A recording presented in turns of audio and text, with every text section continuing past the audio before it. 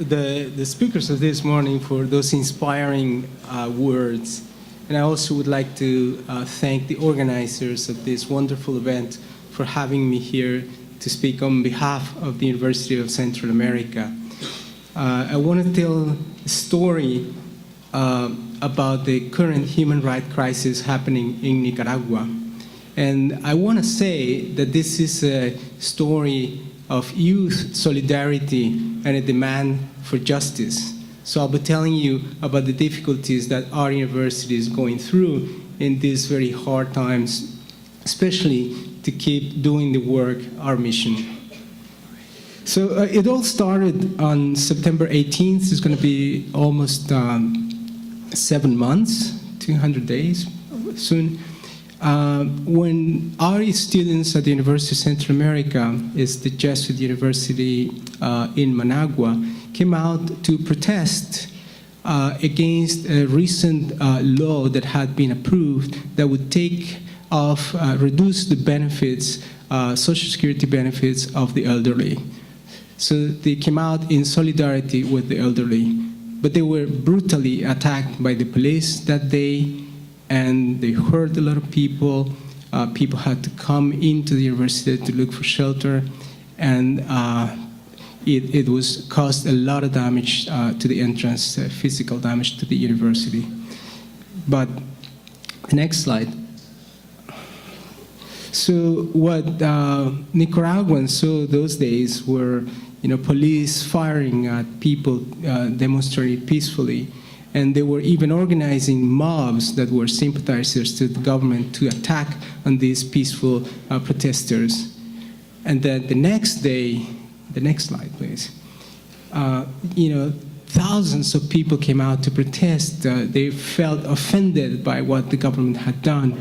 So they disrupted at many other universities as well, even in universities that had been normally sympathizers of the regime. And again, the way the government responded was, again, with violence. The next slide, we can see, again, how they were attacking and just attacking people that were peacefully protesting. They're demanding that they took down that law that was very abusive. And it was just horrible. Just in a matter of a few days, the situation went beyond what one would have expected, and in attack, extreme violence by the government was causing a lot of damage, so that in a matter of 15 days, we had hundreds of students dead, a lot of people arrested, in a country that had been until then in peaceful situation. Next slide, please. So this is Álvaro Conrado. He was the youngest victim on the second day of the brutal attack by the police. He was a student of the Loyola High School. And this is a very interesting story because he had felt that he had to go and show the solidarity as well. So he had just turned 15, his 15th birthday a few days earlier, and he used the money that he got as a gift during his birthday to buy water to bring to the people that were protesting. And snipers shot at him and killed him. He was taken with enough time to be taken care of to the hospitals, and yet the hospitals denied attending him because he had been participating in the protests. Next slide, please. Of course, this has created an uproar all over the country, and we were lucky to get some human rights organizations from all over the world to come to Nicaragua and witness and tell the story of what was happening. So in the most recent report, they tell that there were more than 400 people dead in the first 3 months, thousands of people hurt, a lot of people taken into being arrested and tortured at the police stations. And they demanded, all these organizations, the Inter-American Committee on Human Rights, organizations from the United Nations and all over the world, demanding that the government cease repressing the demonstrators and arbitrarily detaining all these people. They were all demanding the respect for rights, the human rights, and also the freedom of expression and freedom of associations. But the government so far hasn't done that, and instead what they did was to get and control the situation by blocking all the protests, destroying all the barricades that the students had created to defend themselves. And by doing all of this, the police and the paramilitary, the sympathizers of the government, they has caused so much damage, and it has led to a widespread human rights crisis in Nicaragua. At the UN, people were demanding that the government at least acknowledge the situation, because they kept denying, in spite of all the videos, all the information we had, the government kept denying that that was happening, and they were not taking responsibility. Next slide, please. So our rector, Padre Chepe, his name is Jose Alberto Idiáquez. In Spanish, we know him as Padre Chepe. He has been very outspoken in defense of these students. I see a lot of kids here, and this is the kind of rector you want behind you if you want to protest. He has been very outspoken in defense of the students, going out to the different prisons, trying to negotiate their release, and speaking out for them, for their rights, for the right to protest peacefully. So as a result of that, he has received many death threats. He would be here, and I'm replacing him because he can't leave the country. So he has been doing a lot of work with the human rights committees and working in defense of the students. He's also been promoting a national dialogue so that we can come out of this situation through peaceful means. Next slide, please. So things have gone really beyond what one could have imagined. And for instance, this, on the picture on my left, it must be your left too, on the picture of the left, you can see the day of there was a march for the mothers that was dedicated to the mothers of the people that had been killed and arrested. And nobody would have imagined that that attack, such a massive, thousands and thousands of people, it would be attacked by the police and the paramilitary. And yet it did got attacked, and at least 15 people were killed that day. And because it was in the vicinities of the university immediately rushed to open the gates to shelter all those people and attend the people that were wounded and taken to the emergencies. So our university has been really working hard in providing support in defense of the students and the rights of everyone to peacefully protest. Next slide, please. So currently, the situation is really hard. It's widespread repression, and because of this and the insecurity that is all over the streets, it's impacting the economy, and in particularly it's impacting the universities.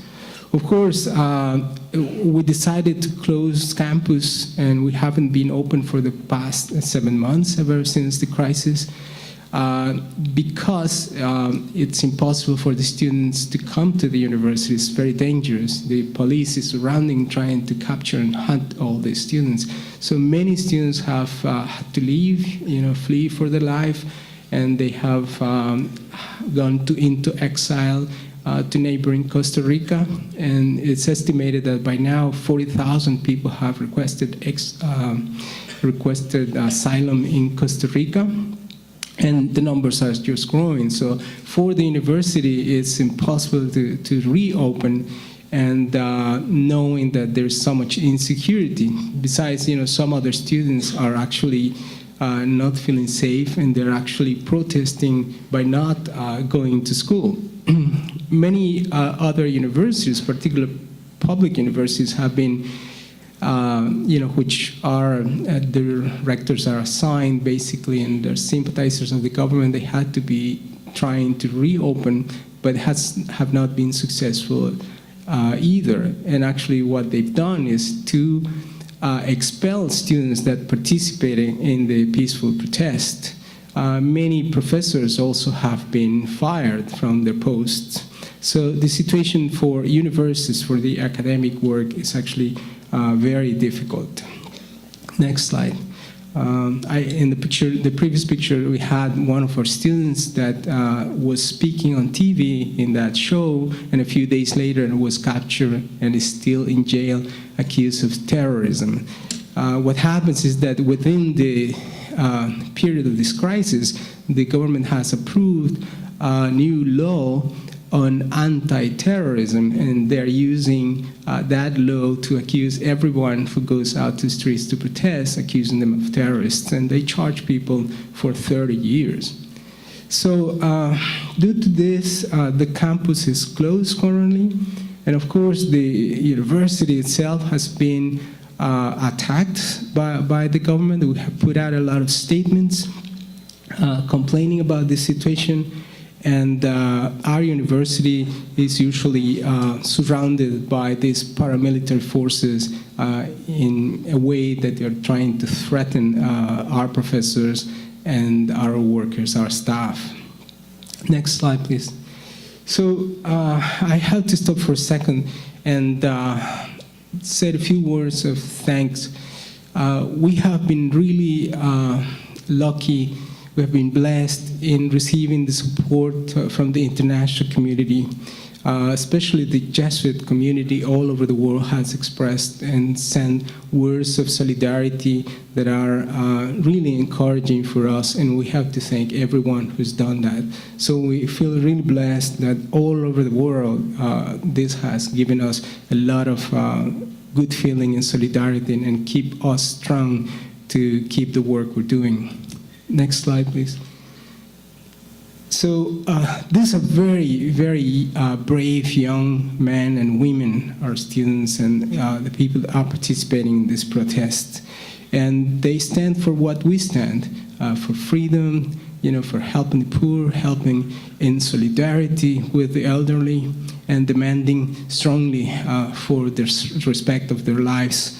So by now, they're calling the government to step down and to start a process of democratization. Of course, the government is not showing any signs that they're willing to do that, so the struggle continues on. But the courage of these students has been really inspiring, not just for the youth in Nicaragua, but really for everyone in the country. Next slide. And as one of our famous writers says it, these young people have come out to claim the rights of the people and to claim what was confiscated from the grandparents. And this is very significant for us in Nicaragua.